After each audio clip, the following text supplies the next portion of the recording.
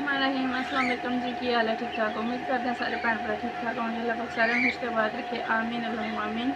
इस दुआ दे नाल करते हैं जी अज का व्लॉग शुरू जी। लाइक कमेंट से शेयर करना, चैनल में सबसक्राइब करना ना भूलना। तो मैं दस रही अपनी स्टोरी जिंदगी की। मेरी जिंदगी की बहुत अजीब, बहुत ही तारीफ कह लो, दुखी कह लो, या जो परेशानी की भरी कह लो, स्टोरी कहानी है। अगला पिछला महीना गुजरा ये वाला, जिसे पूरे महीने में वीडियोस अपलोड नहीं की वो वाला। ये ना मैं इस विच ना अपने रिलेटिव्स के बारे से, अपने मियाँ के बारे ना कुछ गल्लां करना चाह रही थी, दसना चाह रही थी सारे हकीकत का दसना की सी। दसना ये सी कि मतलब मेरे साड़ी ना घर झगड़ा होया, थोड़ा थोड़ा तो नहीं है, अच्छा खासा झगड़ा होया घर, लड़ाई हुई सी। मैं ना गुस्से हो गए थे, बगैर अपने मियाँ ने दसे तो चली गई सी अपने गुरदयाल, अपने फुफो को, क्योंकि माँ बाप तो है नहीं, ना कोई भैन भरा जी को जा सकती थी। पेकिया में दादकिया ने मैं समझा भी मेरे पेके, क्योंकि नानकिया में कोई सपोर्ट नहीं करता, ना कोई देखता ना सुनता है। मैं ना फिर दादकिया को चली गई सी, अपनी फुफा के घर रही सी, चाचियां ने भी रही, क्योंकि चाचियां जरा ना चंगा नहीं समझती मैनू, भाई ये आ गई है तो इतने सानू हूँ इन्हें कुछ देना पैना, तो खर्चा होएगा साडा, ये वो शायद उन्होंने माइंड से ये चीज़ा जोड़ा उन्होंने खर्चा वो मैं हिस्सा कोई लै लाँगी, या मेरे तो कुछ खर्चा हो जाएगा, उन्होंने उत्थे पैसे नहीं मिलने जितने उन्होंने को आउंदे। क्योंकि चाचे मेरे दोए बाहर होंगे इस वास्ते, तो मैं फुफा के घर चली गई सी।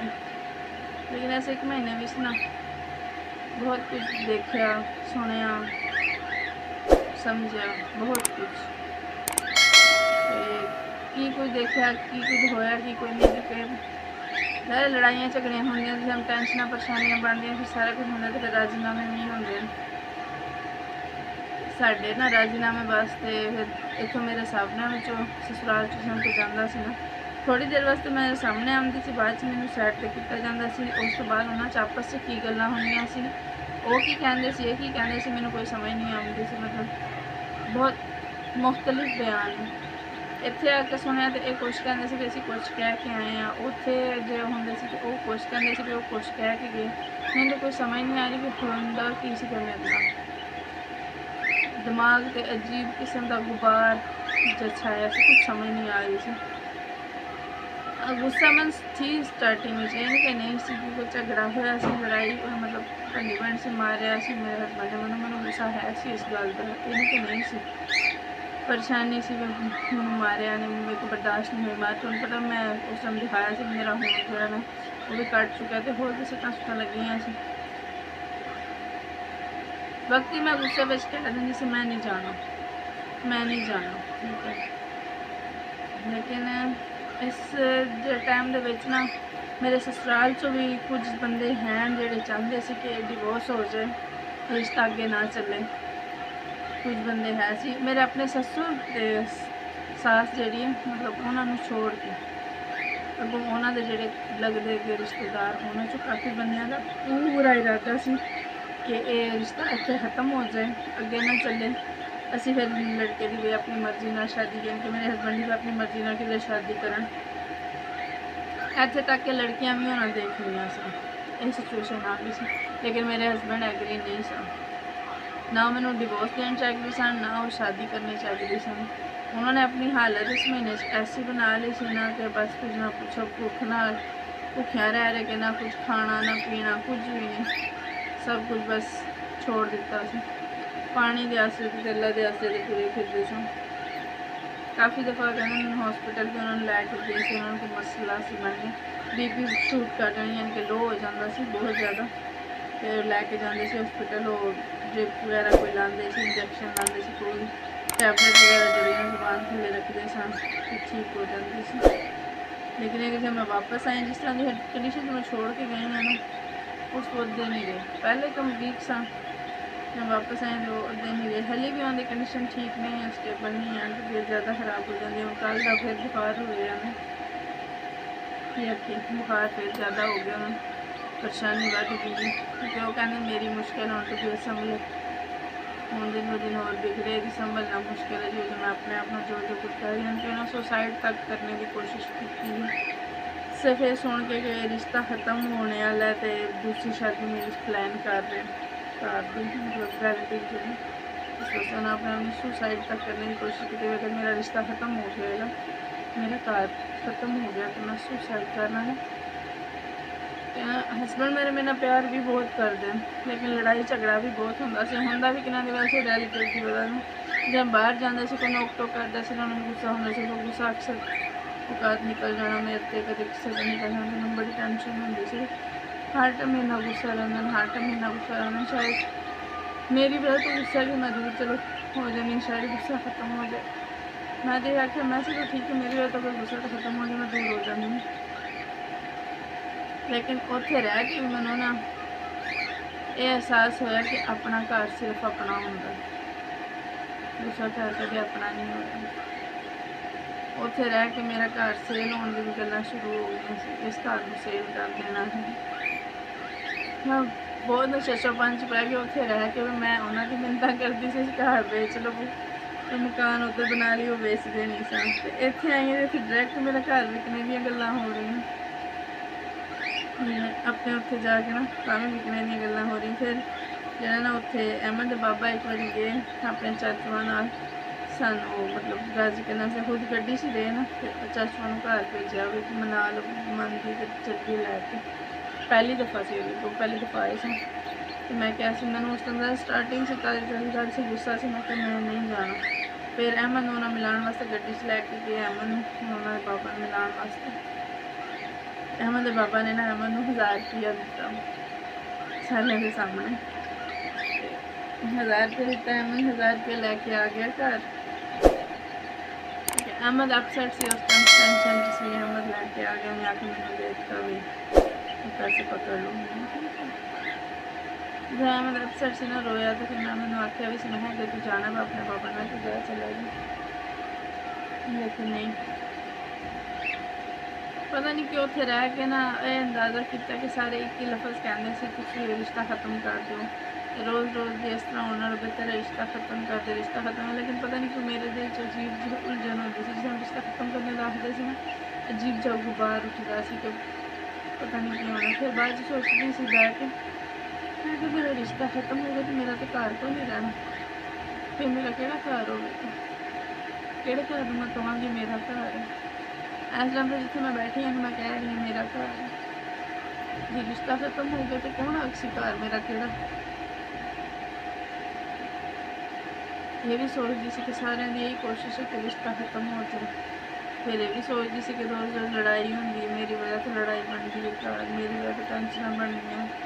चलो मैं दूर सी मैं दूर रह लूँगी, डिवोर्स तो मैं लेना नहीं चाहती सी, ना अहमद बाबा देंदे सन ना देनी सी तो ना मैं लेना चाहती सी। मैं कहती सी वैसे कुछ अरसे वास्ते मैं थोड़ा दूर हो जाऊँगी, लेकिन इस दूर वाले अरसे च होने विच अहमद बाबा जरा ना उन्होंने फीलिंग नज़र आ गई है तो सारे दी मतलब असरात कौन केस हो गया कि सब नज़र आए। मेरे जो चाचू ठीक है मेरे नाराज़ ने और राजी किस शर्त आन मैं डिवोर्स लै लेना।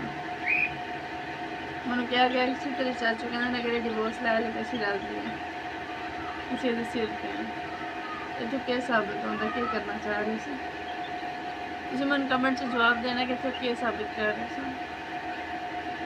मैं ना कुरान पाक के अल्लाह पाक मुहाजिर नजर जान के कहनी है मैं इस रिश्ते में ख़त्म नहीं करना, ना करना है ना करना चाहनी है। गुस्से में इंसान ज़रूर देना ना मतलब गुस्से चोवे कि कोई कर देना भाई ठीक है रोज़ दोनों दो तरह कर लोगे, लेकिन मैं नहीं ख़त्म करना चाहती। लड़ाई भंडी कि घर च नहीं होंगी है। हाँ मेरे घर मार कुटाई थोड़ी ज़्यादा है, लेकिन हूँ जो मैं वापस आई हूँ कोई नहीं है। मतलब बाबा जी मैं काफ़ी बदल गए, परेशान ज़्यादा रहने लग पे, टेंशन रहने लग मैं कहते मैं डर लगता है मेरे तो दूर ना दूर तो मैं डर लगता है। मैं बहुत कोशिश की उन्होंने यकीन करने कि नहीं असी नहीं दूर असी नहीं थोड़े कोल कहने नहीं मैं डर लगता सुते हो सुते डर जाना। अगर मैं 5-10 मिनट वास्ते किधर बाहर गई हैं तो लेट हो गई वापस आने तो मैं डर जाती हूँ, शायद फिर मैं छोड़ गई। गलती मेरी है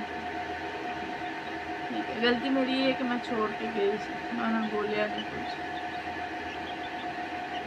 गलती उन्होंने भी सी जो उन्होंने मेरे ते हाथ चुकया सी।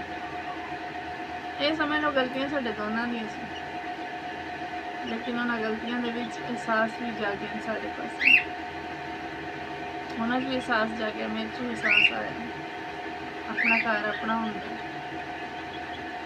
लग करो भावें कख दी सी क्यों ना हो, कखा वाली कोली भी क्यों ना हो, जोड़ा अपना है वो अपना, जोड़ा दूजा है वो दूजा, अपना अपना ही।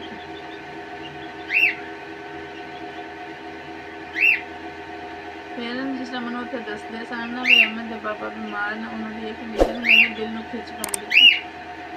सैकेंड तो मेरी गल हुई कौन सी, जो मेरी गल थोड़ा बहुत शुरू से पहले मैंने दसिया एक दो बारी, फिर गल हुई मेरी, उन्होंने कहा भाई यह कंडीशन है, हॉस्पिटल बार बार से लैके जाने। उन्होंने खाना पीना छोड़ दिता, कहते मैं कुछ भी नहीं खाना, अगर मेरे घर पर नहीं मेरे को आने तो मैं खाना भी नहीं देती। उस टाइम मैं कहती सी मैं मेरे तो गुस्सा ना कर दे तो मैं ना कदम चुक दी,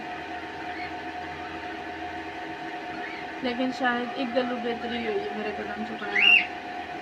पहले जाइदा सी ना कदे कि उत्थे रही थे कुछ दिनों वास्ते, 2-4 दिन वास्ते, सारे के रंग नज़र नहीं आते सन, नहीं निकलते सन। इस बारी ज़्यादा टाइम फिर ना, हर एक दी गल्लां सुनिया, हर एक का पॉइंट ऑफ व्यू देखा, हर एक का गल करने का अंदाज देखा, कौन की चाह रहा है, सब ने मैंने पीछे करने की कोशिश की, सब ने मैंने पीछे करने की कोशिश की। जिस साइड तो मैं कदम अगे बढ़ाने की कोशिश की, उस साइड तो उन्होंने मेरे कदम पीछे करने की कोशिश की, लेकिन नहीं, हूँ नहीं, हूँ बस मैं अपने घर च रहना, अपने पैरों पर मैं खिलौना है, मैं खिलो के दिखाना मैं सारे अपने पैरों पर, और मैं कुछ भी नहीं करती। तो थोड़े अगर रिक्वेस्ट कराँगी कि तुम भी मैं दसो लाइक कमेंट शेयर करके, ठीक है, कि ये मेरी गलती केड़ी सी, तो या फिर जो सारे मैं कंडीशन देखिया उन्होंने की हिसाब से। बाकी स्टोरी कुछ जी मैं कल शेयर कराँगी थोड़े नाल। तोते मेरे इस टाइम चीख रहे, ऊपर चिड़िया जा रही, उन्हें समझ को तोता जा रहा है, चीखना करके। फिर लाइक कमेंट शेयर करें, बाकी स्टोरी कल इंशाल्लाह मैं थोड़ा शेयर कराँगी। तो बाकी फिर आहिस्ता आहिस्ता तुम पूरी स्टोरी भी दसांगी, सारे के नाम भी दसांगी, किने किने मेरे नाल की कुछ किया की ना किया, पूरी स्टोरी इंशाल्लाह दसांगी तुहानू, की कुछ होया, की कुछ करने की कोशिश की गई। मेरे उत्थे होने के बावजूद फोन ना आउंदा सी तो कहा जाता सी कि वो है ही कोई घर, वो इधर गए न उधर गए, है कोई घर, ना असीं गल करा सकते ना मिला सकते, तो तुसीं ना आविओ रहण वास्ते। यानी कि टोटली इनकारी कराई गई सी, रिश्ता टोटली एंड करने का पूरा पूरा था। होंदा ना कि लड़ाई झगड़ा होवे, धी भैन अगर रुस के आउंदी तो उन्हें समझाई बुझाई दे, इस तरह कर लै, इस तरह कर लै, खत्म नहीं करी ये नहीं करी। लेकिन उत्थे मैं शुरू तो लैके अज तक एक ही लफज किया जाता, डिवोर्स लै लै, डिवोर्स लै लै, साढ़े को आ जा डिवोर्स लै लै। कि जो बंदा जो कल्ला होंदा है, जिसका माँ प्यो को नहीं होंदा, भैन भरा नहीं होंदा, हर कोई अपनी उंगलियां से नचाण वास्ते, अपने इशारियां से नचाण वास्ते, अपना नौकर बनाने वास्ते, मुफ्ती का फ्री का नौकर बनाने वास्ते, 2 टाइम की रोटी देने का सारा नौकर बन जाएगा। हर कोई इस तरह करता, हर कोई ये लफज इस्तेमाल करता, हर कोई धियां भैन वाला। मेरा अहमद नहीं सी ना होया तो भी मैंने कहा जाता सी डिवोर्स लै लै। फिर अहमद पैदा होया, कहते सी हली छोटा है, डिवोर्स लै लै। हुण माशाअल्लाह मेरा अहमद 8 साल का, तो भी मैंने कहा जाता डिवोर्स लै लै। आखिर डिवोर्स क्यों, हर लफज से डिवोर्स क्यों, इस डिवोर्स के पीछे के किसी का फ़ायदा हो सकता है? मेरा तो नुकसान है, मैंने पता है, मेरा टोटली नुकसान है, मेरा सब कुछ बर्बाद हो जाना, मेरा घर बर्बाद तो सब कुछ बर्बाद। लेकिन किसी का इस लफज में इस्तेमाल करने में की फ़ायदा है, तुसीं मैनूं कमेंट करके दसना है। बाकी स्टोरियां मैं पहले भी शेयर की, उन्होंने जो पॉइंट ऑफ व्यू उन्होंने भी लैके, इन्होंने गल्लां नूं भी सोच समझ के दस्सिओ कि इसदा की मकसद है।